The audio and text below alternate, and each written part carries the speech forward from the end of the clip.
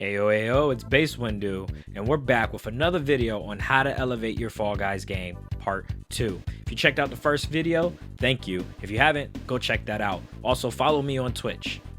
We got a lot to go over, so we're going to make this quick because I really want to knock down some great tips on this video. Just keep in mind that these variations are going to probably be different and that this can change very often just on how Fall Guys runs their game. But this is to give you an idea of what's possible and some good strategy on how to tackle even some new variations that you have not seen yet. So first up, we're going to take a look at Star Chart. You push the button, it reveals the path. The big thing here is the color platforms correlate to the color dots on the map in the background. If you look at the very final one, you see the red. The middle red takes you to the finish line. Now, that could show up later, but it's good to note this now so you can finish before the beans instead of waiting trying to figure out what that last piece is when you're so close to the finish line. Key here is to watch out for the meteorites. The meteorites have a very large hitbox and they will knock you off. With diagonal paths, you can use jump diving to really make it when the paths are not connecting, but a diagonal path might come across your way. When you look at a diagonal path that you couldn't just walk to, right, you can jump dive and get right on that platform. This is good because normally you would have to go to that blue platform and then get around. But with a jump dive, you can skip that and just get right onto that invisible bridge. So again, a beautiful jump dive gets you right on there and then you get a nice finish. Great job. All right, Slime Scraper. This is everybody's favorite. With Slime Scraper, the beginning part is troublesome because this part here. Now, these beams you can jump on. You don't need the crystals, but this is very hard to do. Now, if you jump and you bump that purple wall, it will knock you like how you just saw there. And if those crystals aren't there, you can die. So be very careful. On this purple track, I like to jump because it makes it easier to move, but you can walk, whatever's easiest for you. Jumping here will help you get onto that. You don't need the crystal platform. Now, the next section coming up is the bumpers. I like the bumpers to be directly behind me because they will bump you forward. So get in front of one and boom, it will knock you forward. Now, you will catch a lot of speed on it, but it's very fun to do. Now, on this last section, you want to be on the right side. The wind can blow you off. You can wait or you can jump when the wind's there, but just be on the right side.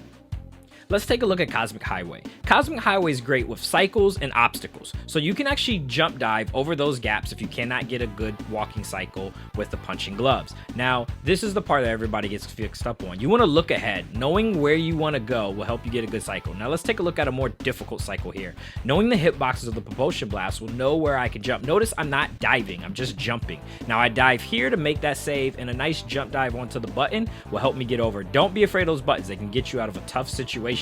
But again, knowing hitboxes. So we're going to go through the bumpers. Being able to just jump without diving is going to allow me to get between them, not jumping into them, jumping between them. Okay, Hyperdrive Hoverboard 2.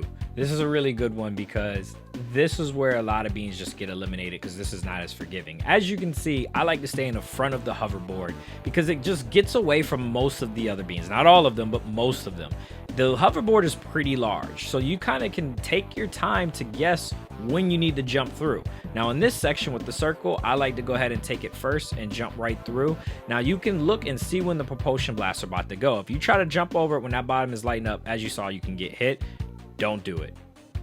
Now, this next section is where the griefers come out, where you have these swinging bars. It would seem it would be very easy. I try to stay on the side to stay away from all the beans, but don't trust those beans. They are grabbers. They will grab you every chance they get. Do not trust them. I like to stay at the nose of the hoverboard because you don't have to worry about that final jump, and most beans get hit by that. Let me show you that again.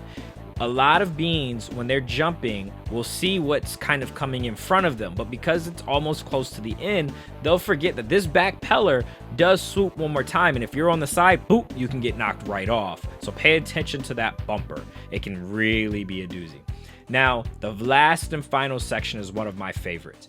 This part is a very risk, so you don't have to do this, but this is again what you can do in Fall Guys. So we talked about jump dives and what a well-placed jump dive with P-Speed can do for you in the boot camp video, right? So right here, jump dive, boom, and you can get right onto that hex tile. You need full player speed and a beautiful jump dive to make that. Now let's show you that again because you can miss it with a bad jump dive where if you jump too early, you can knock yourself down. But if you do it right, you can hit both those sides with a jump dive. Okay, here's basketball. I don't like this, but I think this will be a good one to teach everyone. We're going to look at two mechanics here. We're going to look at jump dive throws and the grab manipulation. So when you grab a bean that's holding an object, the ball or object just bounces in the air like normal. But you can do a jump dive and throw the object to get it to go further. I'll show you why this is very useful. When you're moving with an object, you move very slow, and beans can grab you, right? To give them a chance to catch up to you. But when you jump dive throw, it allows you to cover more distance and get your normal speed back. I'll show you that again with the gold ball here. But I'm gonna throw it.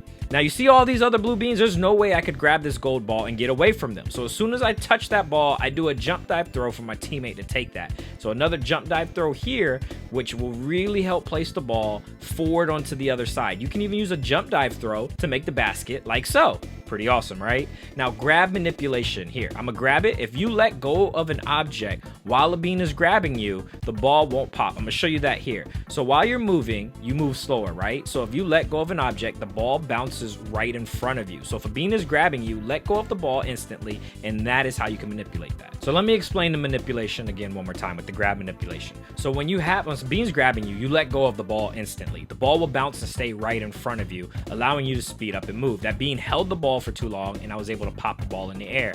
Now I'm gonna grab the ball and I'm gonna run with it. This bean is gonna grab me. When they pop off of you, the bean is forced to go backwards, allowing you to catch up to the ball. Thank you, Boom, for that defense. All right, I hope y'all are learning some good things so far. Now let's take a look at big fans. Big fans is really about knowing your jumps. A lot of beans can block you here, so you can jump or walk on those kind of circular parts and outside of the actual fan part. Now, knowing jump dives is going to help you. I really want to maximize my jump dive here, and boom, we were able to make that jump. Now, low gravity saved me here. Now, this next one, you got to really understand what dives you can make. So I know I can't make that dive, so I have to wait, and then we take the jump dive and we're able to get across. Manipulating low gravity, we can take a nice jump and easily get there. You see how that low gravity goes all the way to the bridge, so we're able to take that jump. For the last and final section, that is actually not the case, and a lot of beans miss this jump. You can't, the low gravity does not extend to the bridge. So when you jump, you need to make sure you fall short, so you can take a normal jump and boom, that's it. That's all you got to do. All right, we're going to take a look at Freezy Peak. Freezy Peak is a very easy once you complete it. This middle section gives beans hell because they don't know where to jump. Don't jump on the bottom platform. You can jump anywhere middle or high and avoid the propulsion blast. They will knock you right off. As you're moving, go ahead and jump as the platform's coming. Let's take a look at that again. We're going to jump right on the platform. If you try to be too anxious, you can get hit. And you want to jump as it's coming, not as it's passing. We talked about momentum. Now in the final section, where to jump. There's that line right there. You can jump as soon as you pass that line. Beans go all the way down. You don't need to do that. When you hit the fan, hold right, and that will actually face the finish line instantly. Boom, nice finish. Okay, wall guys. This one is all about grabs and jump height. Jump height, knowing how high you can jump. I like to look at this final section in the preview because it tells me what I need to know. That small fan's in the middle, and I can use that to get right over. So we're going to try to get to that final section, but we're going to do a couple tips to get there. First, easy, nice jump on that platform, knowing which platforms can get you over what walls. This small platform cannot reach that, so we need to use another block. So we're going to jump onto this block. Now, chaining jumps without touching the ground is key here. So we're going to stay on this and not drop to the ground, and with a beautiful jump dive, we can make that next block and another grab. And notice I'm not touching the ground. I'm able to chain that from the wall, and then with the small fan, we know we can just take that and climb that and get right over finish line. Let's look at another setup. You can jump dive right onto fans as well. So from this block, I'm a jump dive. This is a little bit harder to do, but you can jump dive and another dive, boom. Easy, and we get a nice finish. Wall guys. Let's move on to tiptoe. Tiptoe is great with this variant because the blast balls will actually show you what tiles are fake and what tiles are real. Also, tiles that shake are also fake tiles. But the key here is the final tile, how to figure that out. If you look at the last two rows, we'll say 9 and 10. 9, row number 9, if you figure that out, you automatically know number 10 because they're always sequential 99% of the time. So if you know 9, you can follow that, and that's number 10.